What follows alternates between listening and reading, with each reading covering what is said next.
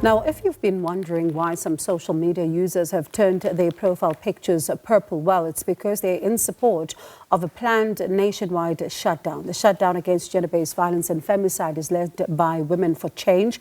The shutdown takes place ahead of the G20 Leaders Summit. Let's speak to Kasambala, spokesperson for the Women for Change. A very good evening to you, Cameron, and thank you so much for your time. Perhaps let's start with a bit more details on the shutdown itself for many viewers possibly who may not have seen how they can be part of it or who may have missed some of the details. So the national shutdown that we are having is going to be happening on the 21st of November, 2025, and it is the day before the G20 event actually begins. The intention with the shutdown is to show South Africa the consequences of our economic and social absence. So we are calling on women and members of the LGBTQI+ community to gather and show their commitment by not attending to work, not getting involved in any paid or unpaid labor. We are also asking them to refrain from engaging within the economy. So that means not going and purchasing items or taking money out of the ATMs. And then we ask everyone to wear black in honor of the lives that have been lost, as well as changing their profile picture to purple, which is what many of you may have been seeing, because it does bring visibility to the movement, and it also shows solidarity. And then particularly because we wanted to be inclusive, we wanted to make sure everyone could participate even if they weren't able to take off work. So we made it so that at 12 o'clock on the 21st of November, we will do 15 minutes of silence and a 15-minute lie down for the 15 women that are killed every single day in South Africa.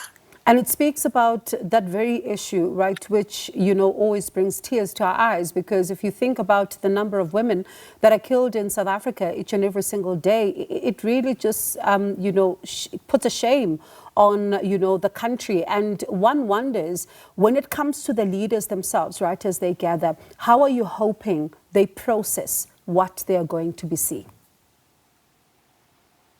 The G20 is a great opportunity for us because currently the whole world is watching South Africa. This is an international event where some of the most powerful leaders will be gathering, and South Africa wants to be perceived as having this stable and growing economy. But what we need them to see is this holistic picture and the reality of what it's like on the ground as a woman and a member of the queer community in South Africa.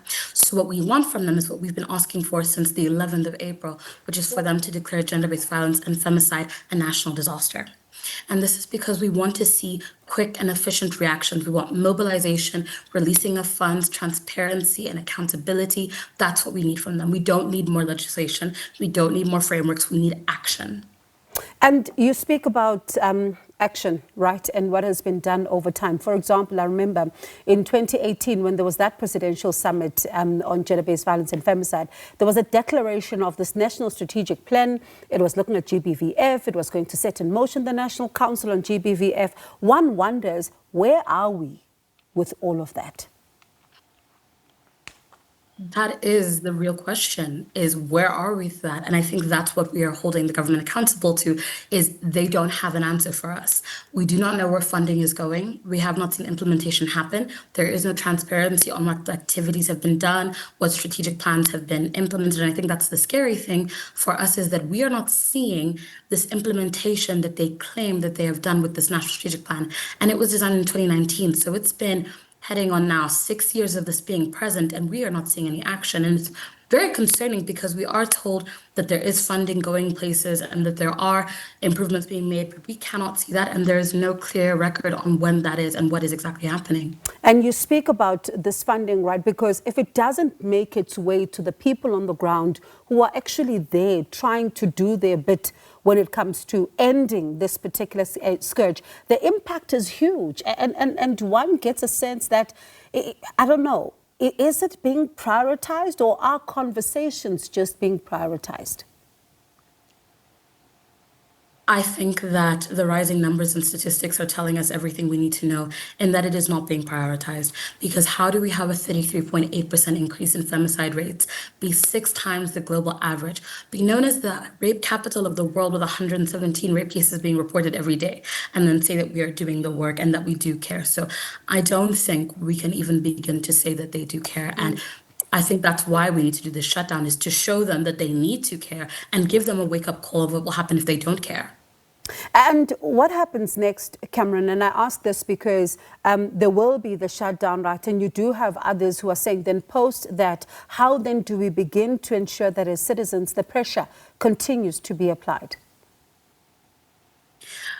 Something that was phenomenal to see over the past weekend was when we had our petition and we had our signatures, we only had about 170,000, I think, since April, and it wasn't growing.